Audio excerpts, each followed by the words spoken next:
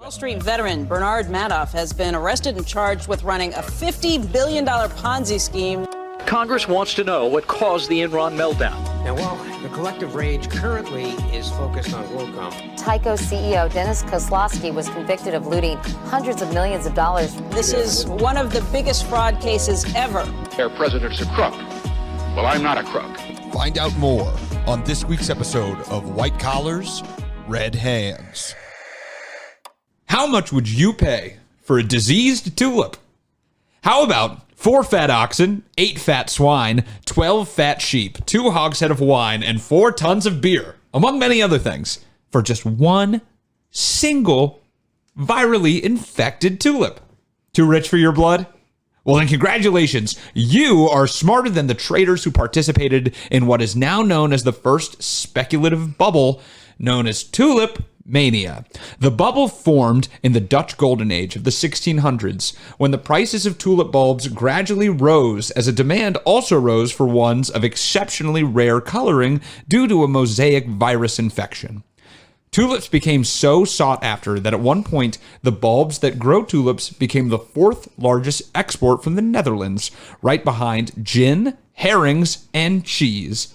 What a delightful Dutch Christmas basket that doesn't sound like it would make me shit my brains out. Gin and cheese doesn't sound like it goes together. No, it doesn't, but I guess that's all they were doing in the Netherlands. There was one large issue with acquiring this new luxury item, however. It takes a really long time to grow a tulip. So instead of waiting, the Dutch created a futures market where people were buying the rights to buy and sell the bulbs at the end of the season. It took several years to reproduce these bulbs, and especially for these ones that were virally infected. I don't 100% understand what it was. It was like tulips produce bulbs and seeds, and the viral coloring only comes through the bulbs, which take longer to clone than the seeds, I think. I don't know. Something like that. And people began trading the rights to buy the bulbs and not the bulbs themselves. And many people made and lost fortunes buying and selling future tulip bulbs that they never saw. The price of tulip bulbs became so inflated to an extreme level where people were paying insane amounts for these contracts and creating a bubble that, when finally popped, wiped out a large part of wealth for a small portion of the Dutch population. That's right. Tulips were the first NFTs. What if this sort of speculative bubble didn't just affect a small subset of the population, however? What if it took down an entire country? This week, we discuss exactly that as we follow the tale of Scottish convicted murderer / economist John Law and what has now become known as the Mississippi Bubble. So the price of tulips rose. Yeah. The tulips rose. Yeah. Yeah, they did. Mm-hmm. Also, Kashan, do you have any NFTs? Fuck no. I do.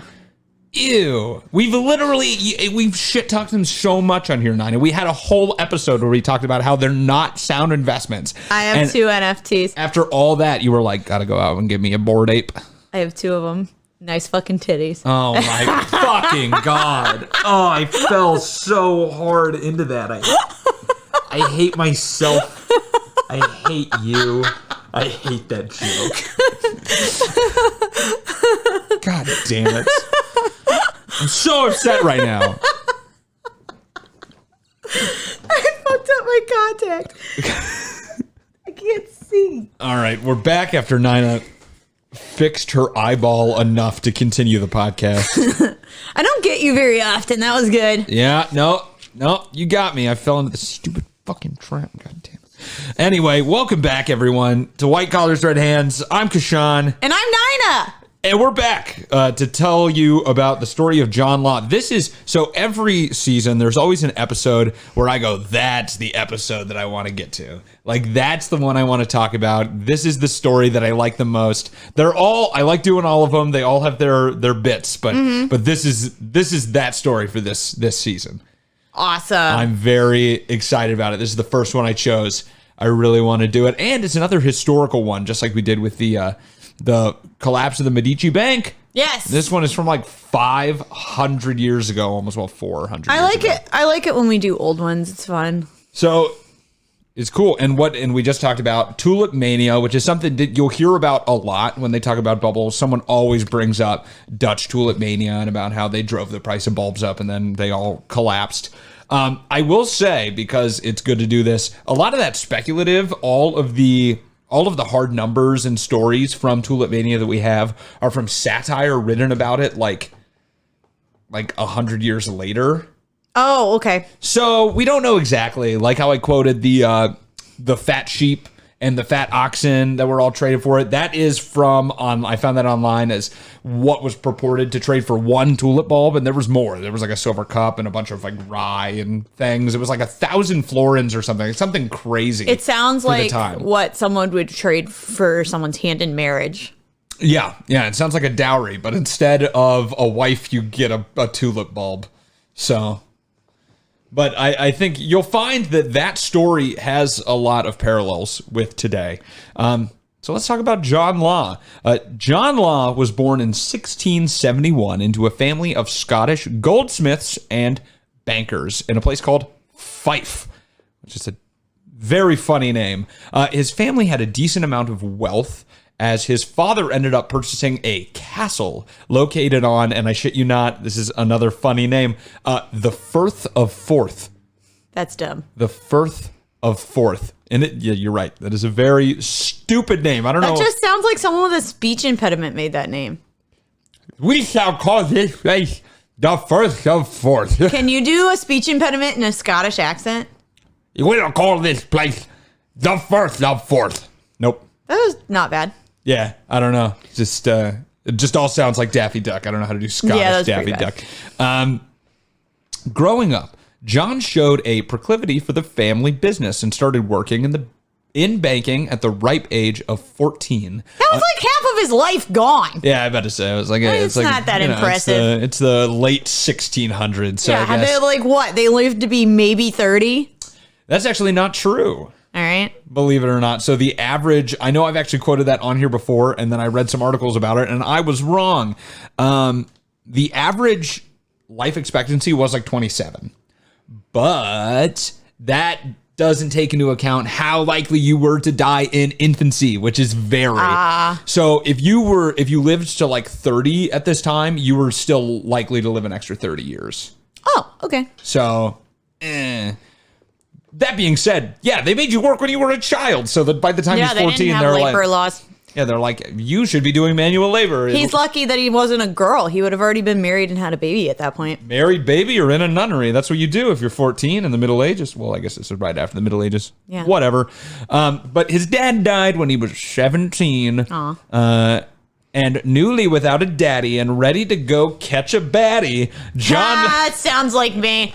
John Law decided to avoid university when he finished school. He instead took a tour to London, where he spent his days carousing and gambling. Now, John really enjoyed gambling, as he took pleasure in the study of probability and statistics. Is this Kashan? Is John Law Kashan? I don't use my statistic powers to gamble. Probably should. It was also easier back then, though. You think people in the 1600s were thinking that normal people who were gambling could do math? No. Exactly. Wow. All you had to know how to do is math back then. Math, and you were like, all right. He would calculate his odds in a game and bet higher when they were favorable and less when they weren't. Something that doesn't sound exactly like fucking rocket science to us now, but I guess was revolutionary in the 1600s Europe. Because like we said, if you knew math, you were already above everyone else. If I did math in the 1600s, I'd be a witch. It's true. They'd have burned me at the stake. Burn her! 2 + 2 is 4. How dare she? Tie her to the stake and show her what for. Burn that witch. I saw this meme one time that was like, imagine that you could squirt and they thought you were a witch. She made water appear from her undercarriage. Tie her to the stake. I was like, and you could just put out the fire. That's what I said. Yeah. I posted it and I was like, tie me to the stake. I'll put out the fire. Oh my God. I've been to the Salem Witch Museum. How dare you? Oh, sorry. All those women died. I know, it's sad. 25, I think. and 2 men or something. That they have recorded. I don't remember. They recorded pretty much all of them. You don't think anyone was just walking through a cornfield and they're like, she's a witch, and then killed her? No. They usually went through the trials. It was the only entertainment they had, so they had to do something. I guess that's true. So John Law is out there gambling, carousing, but at this point, he's kind of shit at it. And either on gambling losses, women, or booze, but probably a combination of all three, John lost almost all of his inheritance and more. At one point, he even called his mother, asking for her to sell their castle to avoid him going to debtor's prison. That was a thing. Yeah, it was a special prison for debtors. And you got to remember, this is about 100 years after they removed usury, which is it was like a sin to charge interest on loans. In Christian churches. Okay. At the time. So that is also where a lot of anti-Semitism comes from, because basically immigrants were the only ones who could charge interest on loans. So that's why a lot of Jews became bankers, and why we have that kind of association even to this day is because they were forced to do it, because they were the only ones who weren't committing usury. But people wanted loans, so they had to force someone to do it. But then they were called bad names. Yeah, people didn't like them because they were doing the thing that they needed. And in the time here, I think it was Italian immigrants who were doing it a lot in the UK. But I want some spaghetti. I just haven't had spaghetti in so long. You have this topical story about how Italian immigrants are being forced into this and hated, and you're I'd like some spaghetti. Jesus. This was a long time ago. I guess, you're not wrong. Do you know how you... Actually, never mind. I don't want that on the podcast. All right, great. So lucky for John Law, Mumsy had enough of the coffers to bail John out without selling the estate. But that was only the beginning of trouble for John Law. In 1694, John was 23, which I hear is the perfect age to be convicted of murder. Obviously, John had heard this as well, as he was challenged to a duel with one Edward Wilson over the love of what else but a woman, Elizabeth Villiers, I think is how you pronounce her name. Do we have a picture of her? Elizabeth Villiers? There is one online if you want to look it up. I want to see how fucking hot she is. It's a painting. She was fucking the king, so I mean. Oh, so she's got to be pretty hot. She's got NFTs too. I'm about to say she got some titties for sure. Don't just show the titties to the camera. She has a good face too. We're gonna get. She has a long face though. We're gonna get content blocked on YouTube. Oh, they're fine. She's pretty. Yeah, that was hot for back in the day. To be fair, that's true. If I lived back then, I'd be fucking slaying. You'd be dead. Oh, that's true. Elizabeth Villiers, a lady in waiting to the Queen, and like we said, a mistress to the king. Well, John knew what it meant to grow up on the mean streets of the Firth of Forth. So he absolutely skewered my man Wilson with a single thrust of his sword in the duel. Making a human shish kebab back in the day used to be okay, though, as long as it was in a duel. But it is believed that the Wilson family paid off a corrupt judge that ended up sentencing John Law to death after finding him guilty of murder. John Law ended up convincing the Wilson family to forget that their family member was just absolutely ran through and just to accept a bribe. That got his sentence temporarily commuted. But Wilson's brother decided that wasn't enough and then went on to appeal this decision and won, so John Law was re-imprisoned. But John managed to escape and flee the country to Amsterdam and would only return to his home, or to England at least, once more, and many years later. John then went on a 20-year tour of the rest of Europe, once again carousing and gambling, but this time to much greater success. He finally figured out that betting when your odds are better thing, I guess. I don't know. As he amassed a decent amount of wealth, he also began to study monetary systems with his background in banking. I guess that's what he found interesting. Also, Amsterdam at the time was one of the first places in Europe to use paper currency. They're not the first one. Interesting. China was the first, but Amsterdam, the main Bank of Amsterdam, was the first place that was using banknotes. And he saw this and saw that they were pretty popular and doing pretty well, and they had a lot of benefits for a society to not have to carry around gold. So he saw that there. And he saw the flaws about how Europe, everywhere else, and his home in England, how they were dealing with currency. Because at this point, most places were still using coins. And these coins, made mostly of precious metals, were on average centuries old. Like, they weren't minting a lot of new ones at the time. And they were hard to transport. Sweden even used huge, like a foot by like half a foot copper slabs because they didn't have like enough gold and silver. So that was their currency, were these like huge slabs of copper. Weird. That were also really heavy.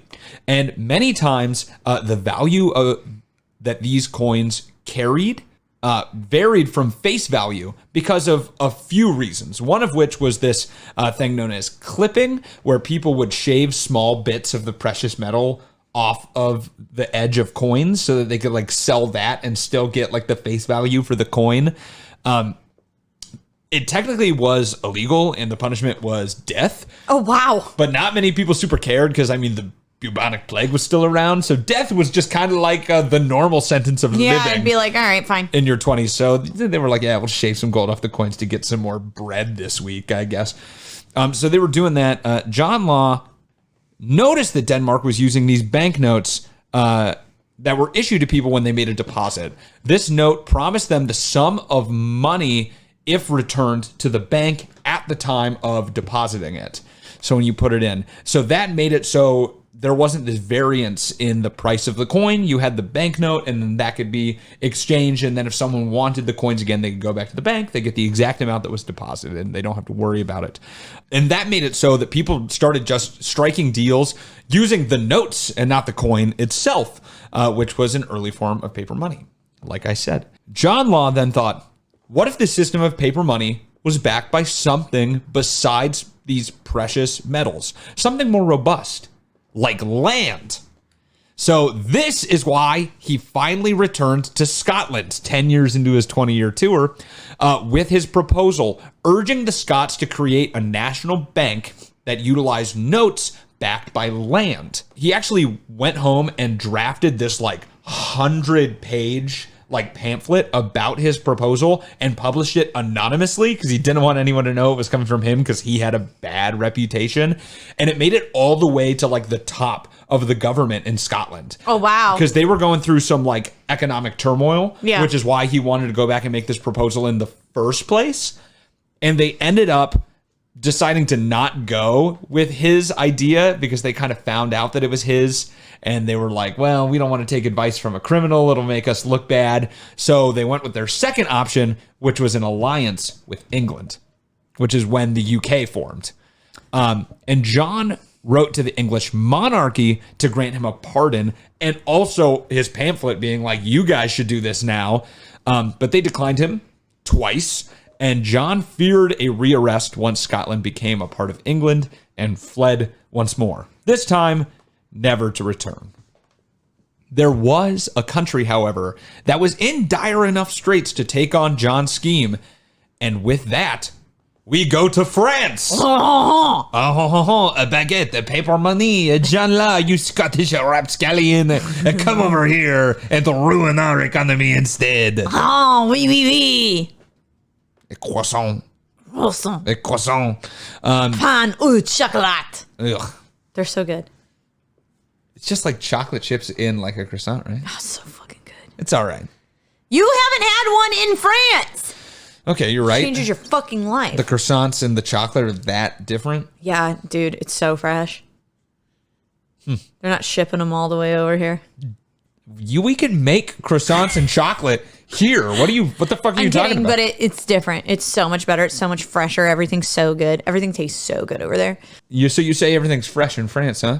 Oui. Well, at this time when John Law went there, they were freshly out of a bunch of wars Putain! waged under the reign of King Louis the 14th, putting the country into debt. And the king put them into even more debt by building the illustrious Palace of Versailles, which became his home. It's a beautiful place, though. It is, but it almost bankrupted the country. And this put them in the perfect position to be desperate enough to try something on the advice of a notorious gambler and convicted murderer. So, all right. I'd like to take a step back at this point and recognize that I've been clowning a lot on John Law for stabbing Edward Wilson so violently. And that, saying like that makes him dumb and not know what he's talking about. That's not true, though. He did have some good ideas. And as you're going to find out, the downfall of his plan was actually not mostly his fault. In the end, he did contribute a lot to the currency discussions and honestly shaped the system that most countries run on today. His idea of a central bank was the first time someone had thought of that. Most countries, at least most economically powerful countries, run on this central banking system. So he did that. He also contributed ideas to economics. Like he was the first one to come up with the scarcity theory of value, that like things derive value from them not like being in low supply. I mean, there's truth to that. Yeah, well, that was the thing is like, well, so water is really important for human life, right? Mm-hmm. Like it's necessary for us to live, but it's fucking everywhere. So it's not that expensive, right? But gold, hard to find, really expensive, isn't used for shit except for we like it, right? Because it's in low supply. So he was the first one to come up with that. But seriously, he was a gambler that killed a dude, so I can clown on him just like a little tiny bit. Yeah. So Louis XIV was recently dead, and in his place, Louis XV was crowned, and they were very alike, even in name, except for Louis XV happened to be 5 years old. So a regent ruled France instead, and this regent just so happened to be Philippe, Duke of Orleans, who was a friend of John Law and a believer in his ideas as well. Before the death of King Louis XIV, John Law had moved and bought an estate in France because it was dirt cheap there because they were all so poor. And he kind of like schmoozed up with royalty and like nobles and started pitching his like economics ideas. And one person who really liked it was Philippe d'Orléans, who became the king regent. So got a little lucky also. But Philippe gave John the go-ahead to start his plan. And in 1716, John Law opened the Banque Générale. And at first, people hated it. The bank was largely mocked by the press, and other bankers actually decided to enact a plan to take the bank down. They deposited large sums of money into the bank while having others take out loans. Now knowing that the bank would not have enough reserves now that they paid out these loans to pay back all of the money that they had deposited, they returned with their notes asking for the sum to be paid in full.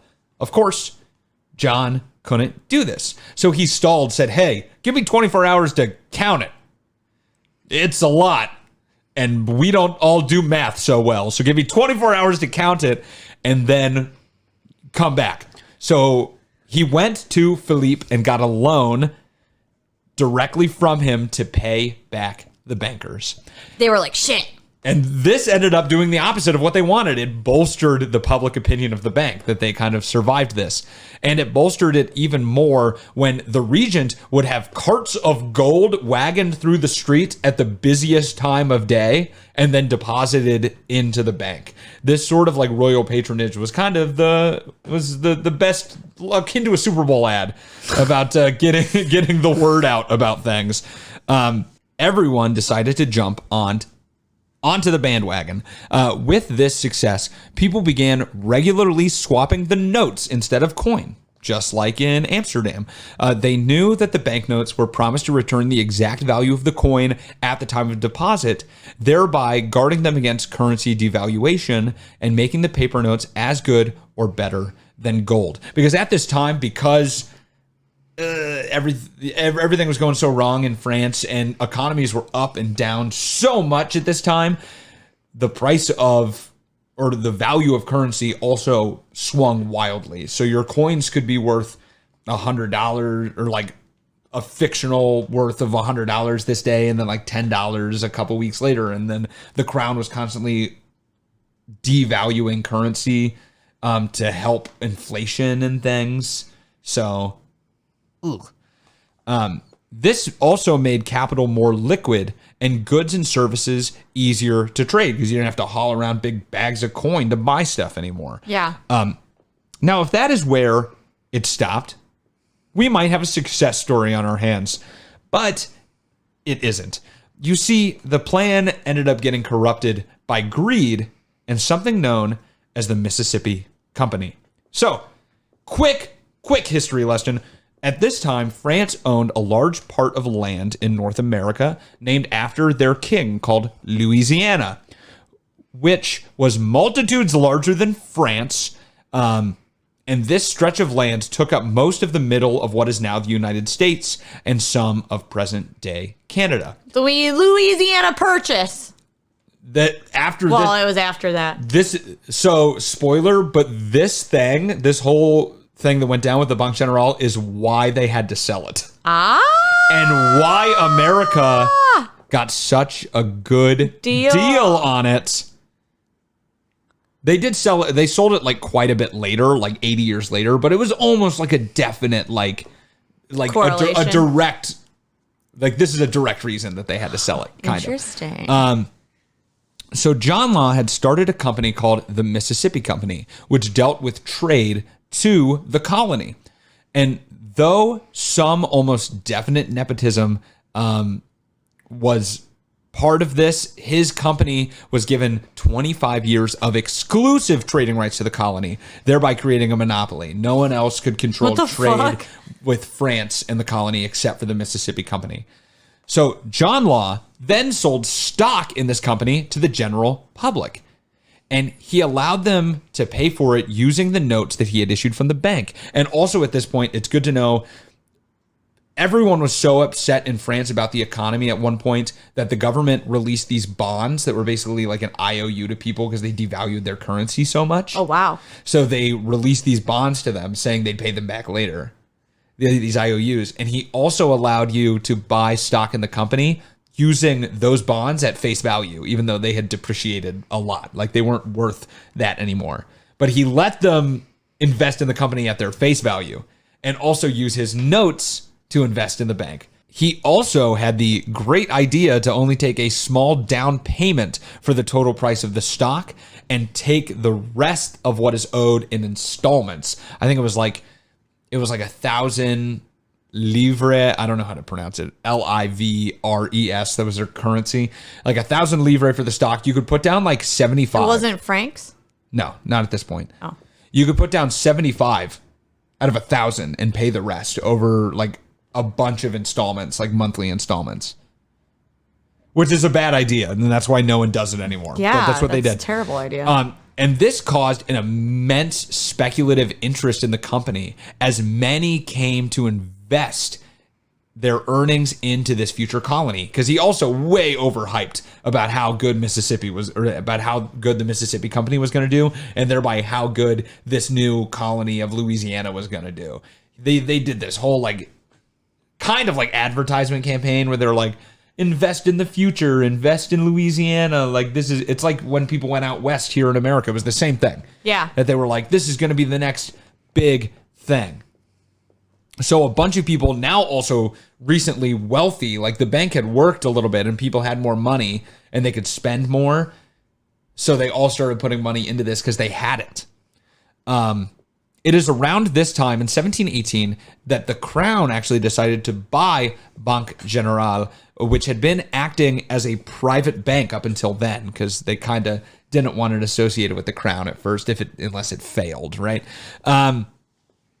The only issue is that the regent Philippe did not have the economic knowledge that Law had, but the same amount of greed. The crown quickly made a law that forced transactions of a certain size to be conducted in paper notes only, which forced everyone to switch to the use of the notes if there were any holdouts.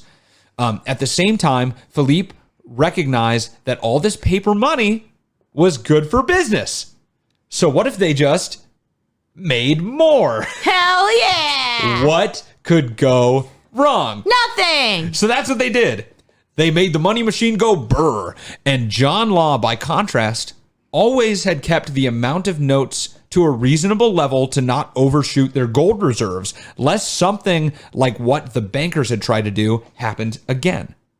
And there was a need for mass withdrawals for some reason. The Crown also enacted a policy that the notes would no longer be paid back at the original deposit value, but would fluctuate with the price of the currency deposited, which was one of like the big things that made it succeed in the first place. And they took it away. At the same time, though, people were making a lot of money in the Mississippi Company because by the first installment of those people who paid for the stock at the beginning, the price of the stock almost doubled. So they already had double the money than what they were going to have to pay. So that caused a bunch of other people to come in and, speculative bubble. People kept investing in it. And they weren't noticing that the Crown had put these laws back in place because they were blinded by how good they were doing.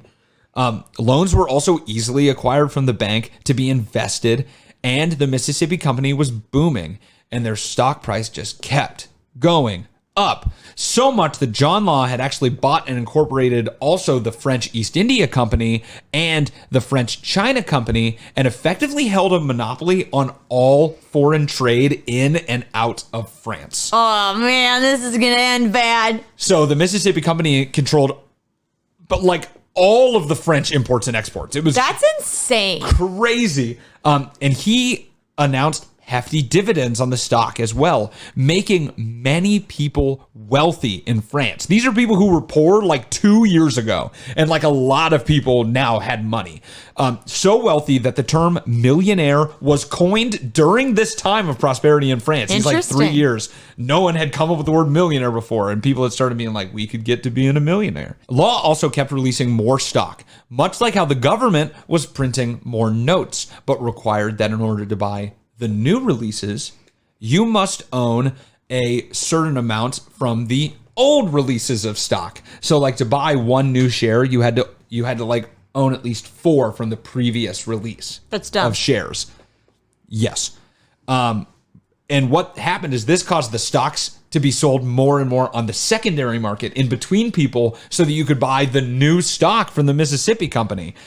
And this inflated the stock price even higher, from around 490 livres all the way up to 3,500. And at its most, it cost 10,000 livres a share at one time, much like the tulips of the Netherlands. While all this investing in Louisiana was going on in France, in the actual colony, things weren't going so good. It was not the El Dorado that they were hoping for. No golden cities, just a lot of work and a bunch of indigenous people whose home they were invading, and they were trying to fight and die for it. On top of this, with how good things were going in France, the French didn't really want to leave it all to go toil in some swamps in the fucking Midwest. And I don't blame them. It would have been a bad decision. It got so bad that France started turning the lands of Ohio into a mini Australia, sending convicted criminals to the colony in an effort to populate it. That explains so much about Ohio today. Right? It's just God, we fucking all suck. French prisoners. It is said that at one point they even forcibly married convicted prostitutes and male prisoners together and shipped them out on a boat to populate the new land. Oh my God, that's terrible. Like they'd literally be like, here's your new prostitute wife, and you guys they'd read them the rights, like you're now forcibly married, and they'd chain them to a boat and they'd take them off to the Midwest. To Ohio. To Ohio. Could you imagine? A fate worse than death. Oh my God. John Law, however, did know that this was not sustainable, and at one point started to deny some loans at the Banque Generale in order to tighten up their money supply. But this in turn caused a 25% decline in the stock price for the Mississippi Company, showing just how intertwined the notes and the stock were. So John announced another hefty dividend to pump the stock price even higher. He basically freaked out. He's like, oh, we got to fix it now. And pump the stock price even higher, which it did at first, and the slide was recovered from. But in 1720, shit really started hitting the fan. This is 4 years after they created the Banque Generale, by the way. All this happened in 4 fucking years. Oh my God, that's so fast. So as people were starting to pull out their money in the Mississippi Company to invest in another bubble happening in England, the South Sea bubble, which honestly was the same thing. It was they had started a colony in like South Africa, I think. And it was literally the exact same thing ended up happening there. Like everyone invested in it. There wasn't actually any money to be had there, and the whole thing collapsed. Same thing. But so people are taking their money out of the Mississippi Company, and then people began to take gold and silver from the bank rapidly, causing people to become uneasy. They kind of saw where things were going. Merchants and vendors began to once again ask for coin instead of paper notes. Oh, shit. As inflation at one point reached a monthly rate of 23%. Everyone's freaking out in America right now because we have an annual inflation of 8.5. 23% monthly inflation rate. Monthly inflation rate. Oh, my lands. The price of goods like food shot up almost 60%, and people began to panic, and a run on the bank began. That means you're busting my balls. Well, they were. Yeah. After so many people tried to make withdrawals at the Banque Generale, they closed for 10 days. When it eventually reopened, they put a limit on the transaction amounts, but by this time, the panic was already at a breaking point. The subsequent stampede to the bank to get out while they still could resulted in the deaths of 50 people in the streets of Paris, I think. Yeah. Riots ended up breaking out. People burned the notes in open bonfires, which, by the way, that's dumb. Why? Because they were worthless. Oh, okay. They were burning banknotes in open bonfires. Crime swept the nation. Angry mobs formed, and John Law had to hide in the palace. It was the only place he could be. And from their cowering place, the regent and John enacted mitigation tactics that further enraged the public. High-value notes would no longer be accepted as currency. They were just no longer good. And notes could only be used for 50% of any transactions. The Mississippi Company also went all but bankrupt, and you could only turn in the notes for half of what they were worth to the bank. Wow. Breaking John's original promise of paying back the exact amount always for what you got when you deposited.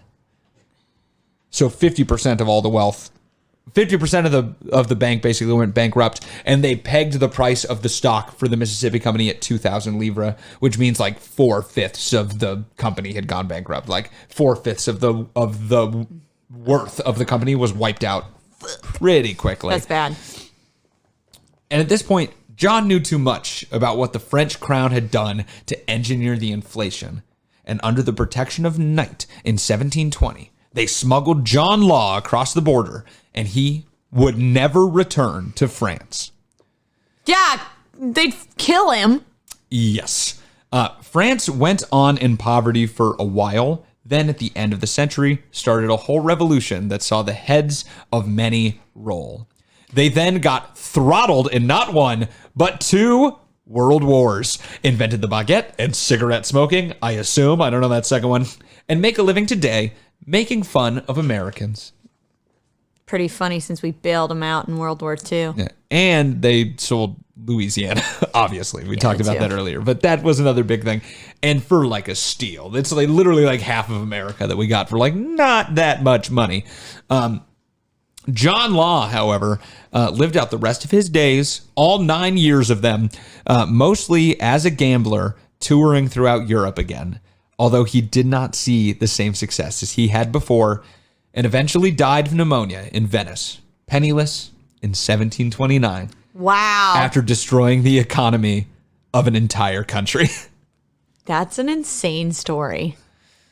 So, tulips to banknotes to cryptocurrency, bubbles form, and eventually they pop.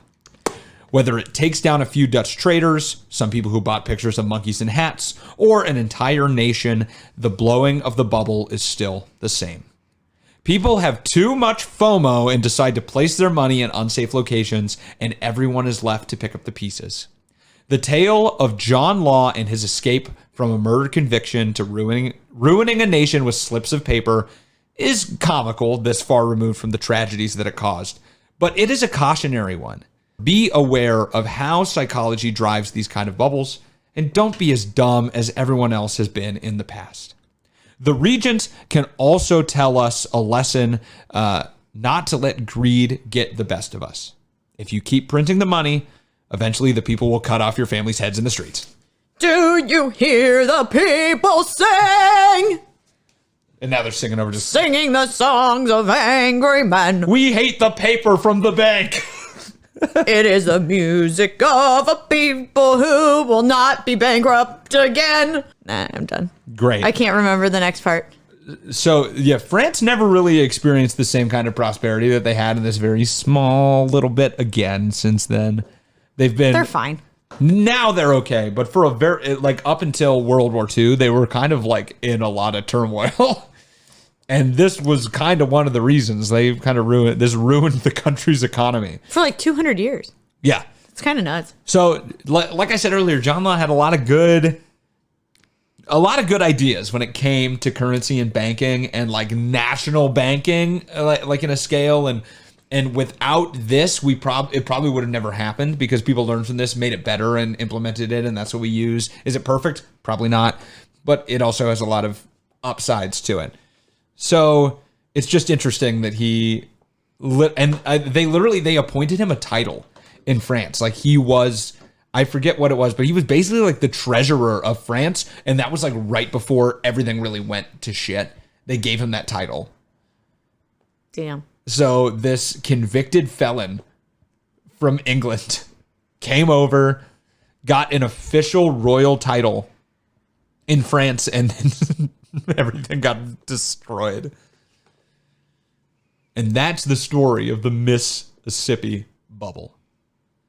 So I hope you enjoyed this story today. I like this one. I think this one might be my favorite of the season. I'm about to say, I just knew this was going to be a good story. I had a lot of fun putting it together.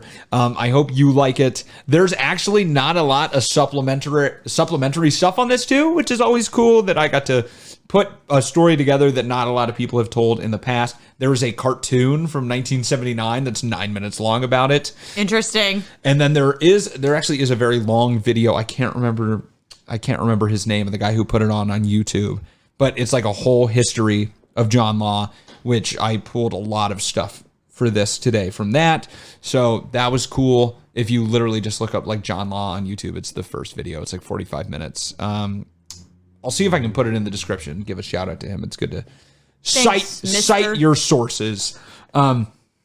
So thank you for listening. I hope you really enjoyed it. If you did enjoy it and you want to support what we do here, that'd be super awesome. And you can do that for free just by going on and following our socials. That's facebook.com/whitecollarsredhands, Twitter @whitecollarspod, Instagram @whitecollars_redhands. You can go visit our website, whitecollarsredhands.com. You can go to our TikTok @whitecollarsredhands. You can send us an email, reach out to us that way at whitecollarsredhands@gmail.com. You can also, for free, leave us a rating or a review. You can leave a review on Apple Podcasts or a rating on either Apple Podcasts or Spotify. Our rating on Spotify is pretty good, but we could see our Apple Podcast rating go up. We know most of you are listening on there, so if you haven't yet and you really enjoy, you've listened all the way to the end, obviously you enjoy this a little bit, just leave us a review. Help! Be awesome. You can also submit ideas for us. We're getting close to the end of this season. Oh, shit, we are. Which, by the way, I did want to mention this. We are going to take next week off for the holiday. Previously, we didn't, but we kind of want to.